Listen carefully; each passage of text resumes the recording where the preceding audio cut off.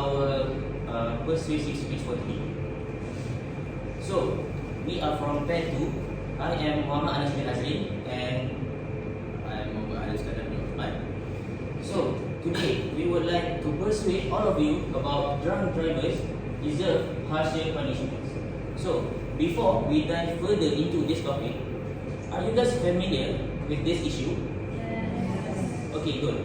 So, bear in mind, now we are living far away from our parents and families.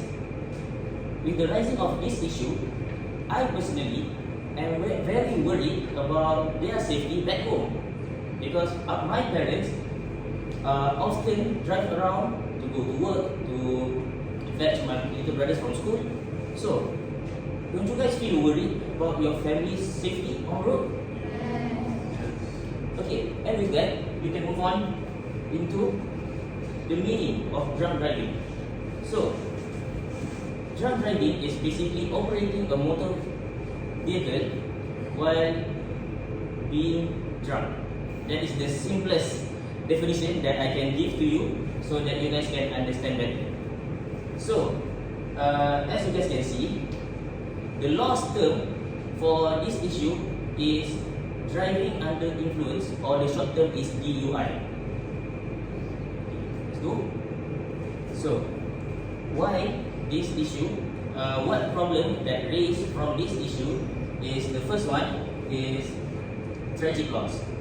So, from these issues that includes random person's life to be taken is not only just that the person or the innocent person whose life has been taken away could be someone's father, could be someone's mother, it could be a brother, a sister. So therefore, these tragic losses can also give a big trauma to the family. Moving on, the next issue is gaps in the law. There are too many loopholes in the law for this specific criminal offence. So let me explain to you what are the loopholes that is there in the law for this issue.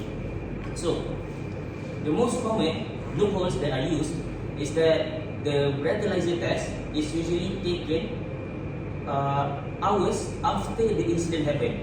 So when this test is taken hours after, the result can be inaccurate. So, it is hard to define the condition of the offender during the accident. And from there, they can argue that actually they are not supposed to be under the law 43, which is driving under influence. Instead, they would argue that they are actually under the law of 43, which is reckless driving. Okay, next is road safety. In the roads, there are a lot of drivers. For example, there are normal drivers, new drivers, there are old people who drive a lot. So, this issue is threatening everybody's life. So, we need to put a stop in this issue. So, moving on, this is the evidence that were found on when this was the evidence that were found for this issue. Okay, as you guys can see, this happened in March, which is the case that went viral since the victim was thrown into the air and landed on the blue Myvi car. And next is April and May. So, as you guys can see, this is a streak. So, I am asking you guys, do you guys want to continue this streak? Okay. So, 29 March, the victim was a 33-year-old male who is also a father and a breadwinner, and a father, and he has children that only ranges from age 2 to 9. So, what do you think is going to happen to their family after the father's life has been taken? Next, 20 April 2026. The motorcyclists that were ran through is just two adults that were trying to have fun, and they ended up being ran over by the white car. Okay, this 3 May 2026. These two couples is a parent to 3 children, and during this accident, they were on their way to their first home after years of renting. So, do you guys think they deserve this? Moving on. So, this is what I found on my research, which is from Datuk Seri Muhammad Hasbullah Ali, who is the Commissioner of Police and the Director of the Traffic Enforcement and Investigation Department, or known as JSPT, for the Royal Malaysian Police. He said that although the rise of this issue is small, but each one involves a serious loss of life and should not be taken lightly. So, we have to stand together to fight this issue. Next, Datuk Dr. Tirunavukarasu Raju. He is the president of the Malaysian Medical Association, MMA. He said that although the data for DUI contributes in Malaysian crash data is only 0.5%, each case represents an irreversible loss with lasting consequences for families, just like I said just now. And also, Datuk Seri Muhammad Hasbullah Ali also said that 27 fatal accidents involving intoxicated drivers in 2024 compared with 31 cases the previous year, underscoring persistent concerns over driving despite relative low overall figures. So, even though this issue is small, but the numbers is always rising. So, Harid, what do you think we should do? So here is our suggestion for potential solutions for this issue, which is to the first step is obviously increasing the minimum and maximum sentences that these drunk drivers can receive. So here is our current law and their sentences for causing a death. For first offence, the perpetrators will receive 10 to 15 years in prison, will be fined for 50 to 100,000 depending on the court's decision, and they will also receive a 10-year license suspension. While on repeat offences, the increase is only to 15 to 20 years in prison and 100,000 to 150,000 fine with a 20-year license suspension.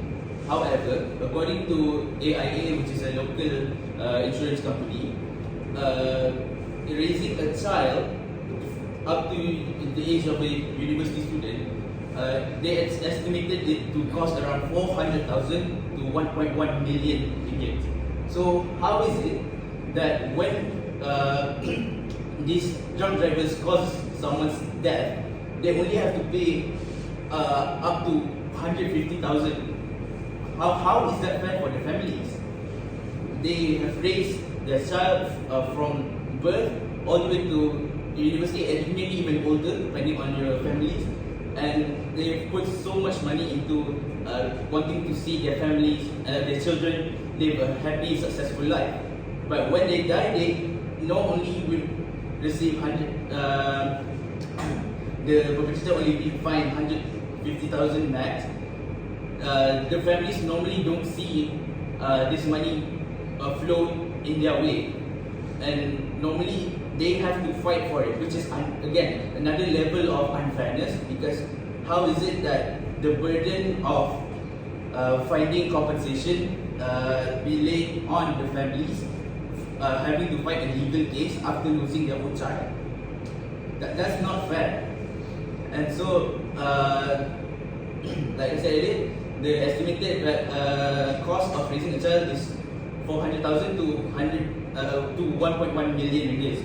So I think the law should reflect on this, while also having an extra to compensate for other costs like legal costs for fighting for families fighting this case. Okay, next, Anas.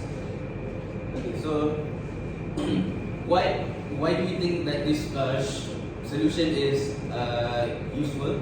Because stricter penalties will make people think twice before driving under the influence of alcohol, which will of course lower the number of alcohol-related road accidents, and this will help ensure the safety of families, children, cyclists, and other motorists, or in other words, other road users in Malaysia. Moving on, Nas. So, what do we, as the general public, have to do in order to make these changes? So, what we can do is directly bringing these issues to local lawmakers. So, here are some of our suggestions, which are starting and signing a petition, which you can start on a website called change.org, which is a very influential site and has a very credible track record with petitions. Or if you want to take it in a more direct, more